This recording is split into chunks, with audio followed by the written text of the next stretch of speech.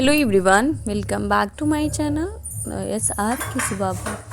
तो आज हम बात करेंगे जिसमें बहुत सारे वैकेंसी आया हुआ था। बहुत सारे चैनलों पे आप देखे होंगे कि वैकेंसी के बारे में तो हर कोई बात कर रहा है, एग्ज़ाम डेट के बारे में भी बहुत सारे कोई बात कर रहे हैं, लेकिन मैं अपनी बात करूँगी। और ये है जो कि हमारा एग्ज़ाम्स कब है और कहाँ है और कितने डेट को है, तो ये बताएंगे। पहले उससे पहले हम ये बता दें कि अभी कौन कौन सा एग्ज़ाम चलने वाले हैं। तो अभी जो है वो एसबीआई क्लर्क का भी आया हुआ है, आईबी का भी आया हुआ है, बैंक पीओ का भी आया हुआ है, सीपीओ का आया हुआ है, यूपीसीडीएस का आया हुआ है, एनआईसीएलएओ जो होता है उसके लिए भी आया हुआ है, और बीपीएससी एएसओ के लिए भी आया हुआ है, बीपीएससी के लिए भी आया हुआ है। और जैसा कि आप जानते हैं आईबी के लिए दोनों के लिए आया हुआ है, आईबी एसीआईओ के लिए, आईबी एसए के लिए भी। और एक एग्ज़ाम्स और भी थे ईपीएफओ, वो सारे एग्ज़ाम्स सितंबर टू अक्टूबर नवंबर में तक सारे एग्ज़ाम्स हो जाएंगे।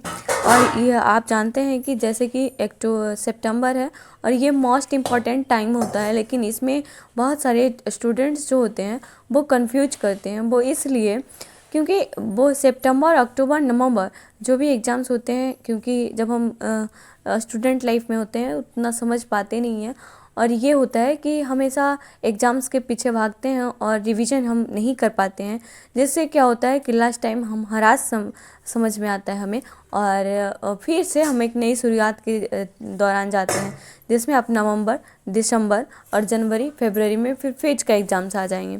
तो फिर एग्ज़ाम्स होगा, एग्ज़ाम्स हमेशा आता रहेगा और ये आना ही तय है। तो हम अभी बात करते हैं जिसमें कि बीपीएससी एसओ का एग्ज़ाम्स बाद में लिया जाता, लेकिन इसमें बीपीएससी 71 71वां जो बीपीएससी है उसका एग्ज़ाम्स 13 सितंबर को हो रहा है। पहले 10 सितंबर को था, लेकिन इसे फिर कैंसिल करके एक नोटिस निकाला गया जिसमें 10 सितंबर को 13 सितंबर को कर दिया गया है। और 10 सितंबर को बीपीएससी एएसओ का एग्ज़ाम्स है, जिसमें बीपीएससी एएसओ का एग्ज़ाम्स 10 सितंबर में है। और आपका सेंटर कहाँ गया है और कितने टाइम पे है जो ज़रूर बताइएगा, आप हमसे ज़रूर कनेक्ट करिएगा, ताकि हमारी बात आपके साथ ज़रूर ये हम आपके साथ बातचीत कर सकें। और हमारा चैनल, हम इसी के लिए चैनल अपना खोले हैं कि ताकि अकाउंट बनाए हैं ताकि हम आपसे बात कर सकें, और हमें कुछ नहीं चाहिए, क्योंकि जब आप हमसे बात करेंगे तो हमें पता चलेगा कि हम आपके साथ, अगर आप पढ़ाई कर रहे हैं और हम पढ़ाई कर रहे हैं, तो आप हमसे कितने अपर लेवल में तैयारी कर रहे हैं और हम कितने आपसे अपर हैं, या फिर हम आपसे कितने नीचे हैं, और हम कौन कौन सा चैप्टर को कवर करेंगे।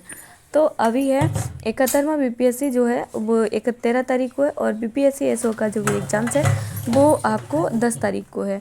तो पहले बीपीएससी एसओ का, बीपीएससी 71वां बीपीएससी का तो हम नहीं फिल किए अभी, लेकिन अभी एसओ के बारे में बताते हैं, जिसमें आपको बीपीएससी के जैसा एसओ ही सेम जो भी है एग्ज़ाम्स जो है वो लिया जाएगा।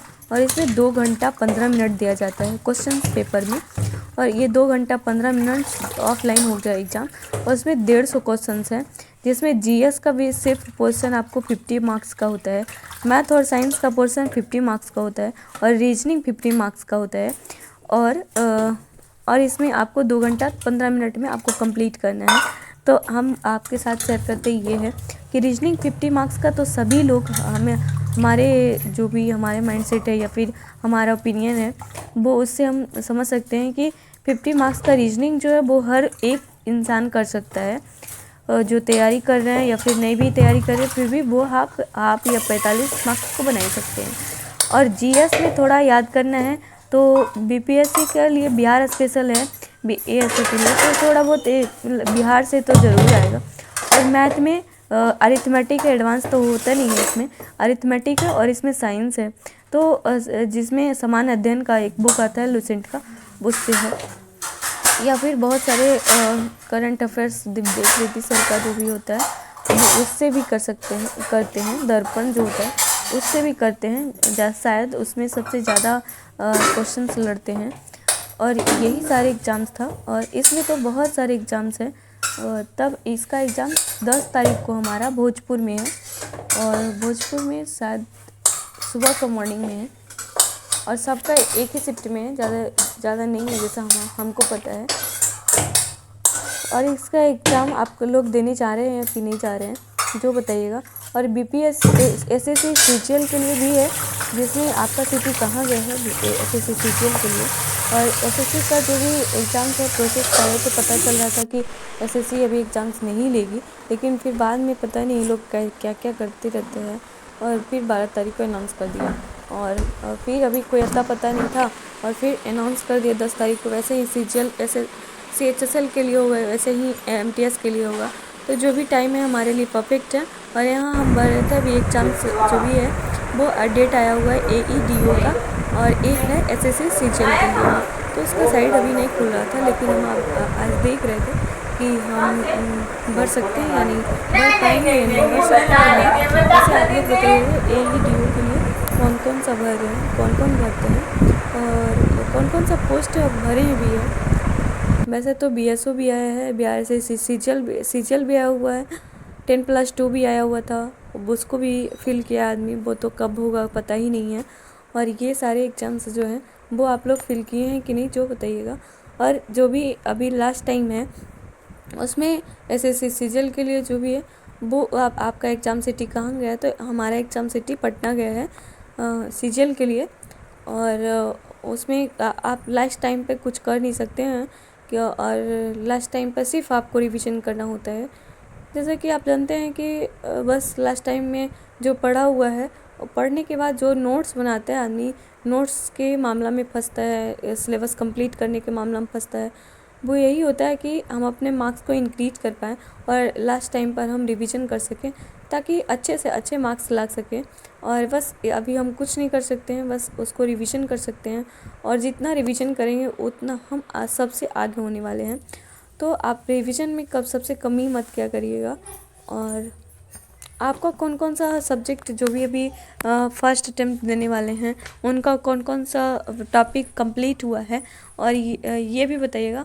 लेकिन हमारा तो जब भी हम पढ़ने बैठते हैं तो हमारा लगता है सारा कुछ कंप्लीट हो गया है, बस उसको रिवीजन करना है, बहुत बार रिवीजन करना है।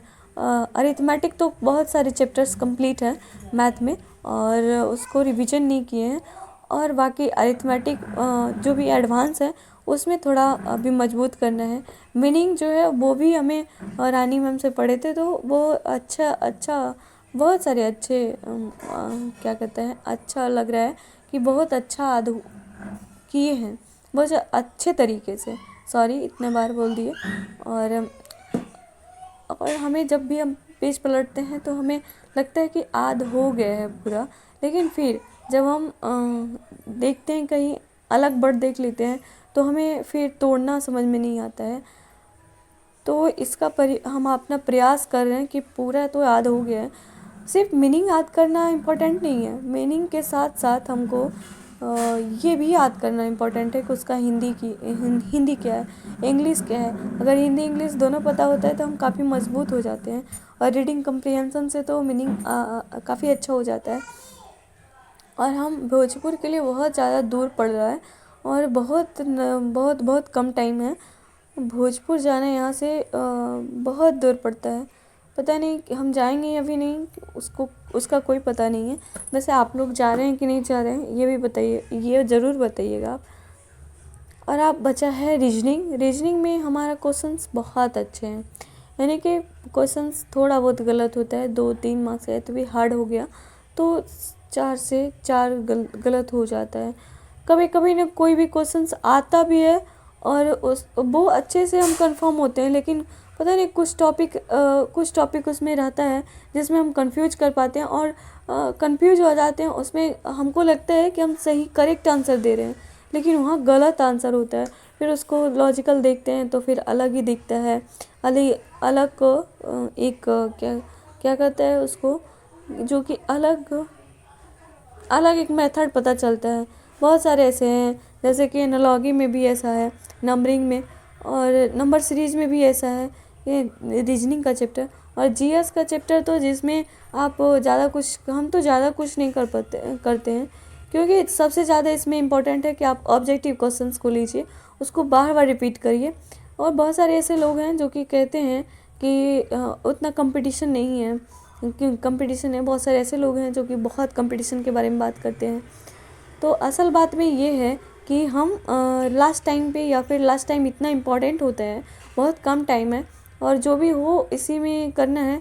तो एक माइंडसेट होता है और इतना इम्पोर्टेंट होता है कि आप जितना बार रिवीजन कर सकते हैं करिए, रगड़ के करिए। मतलब कि इतना बार जब आप टॉपर्स को देखते होंगे तो बहुत सारे ऐसे ही बोलते हैं कि बहुत सारे बार हम रिवीजन किए रिवीजन किए रिवीजन किए। बस उनका यही आंसर होता है कि बहुत बार पढ़ चुके हैं। लेकिन हमारा क्या होता है, हम जब स्टूडेंट लाइफ में होते हैं तो हम ये समझते नहीं हैं, बस अपने कोर्स के पीछे भागते रहते हैं और ना ही कोर्स अच्छे से कंप्लीट हो पाता है और ना ही हमारा उसका सिलेबस कंप्लीट होता है। और अंत समय में यही पता चलता है कि हमारा कुछ भी कंप्लीट नहीं है, तो इस बार नहीं होगा। हाँ, हमारे साथ। तो हमारी वीडियोज़ आपको कैसी लगी बताइएगा ज़रूर। अगर हमारी वीडियोज़ अच्छा ना लगे तो आप ये भी बताइएगा कि आपको क्या नहीं अच्छा लगे, और अच्छा लगाने के लिए आपको हमको क्या करना पड़ेगा। अगर हमारी वीडियोज़ पे कमेंट करिएगा, लाइक करिएगा, सब्सक्राइब कर दीजिएगा, शेयर कर दीजिएगा, ताकि दूसरा कोई देख सकता है। और हमारी तरफ से आपको बाय। आप अपनी ओपिनियन ज़रूर दें ताकि हमें समझ में आए। और यही आप लोग नहीं करते हैं कि आप अपना ओपिनियन नहीं देते। आप अपना ओपिनियन ज़रूर दें ताकि हमें अच्छे से पता हो कि हमें करना क्या है और क्या आपको अच्छा लगता है। तो आप ये ज़रूर करिएगा। बाय।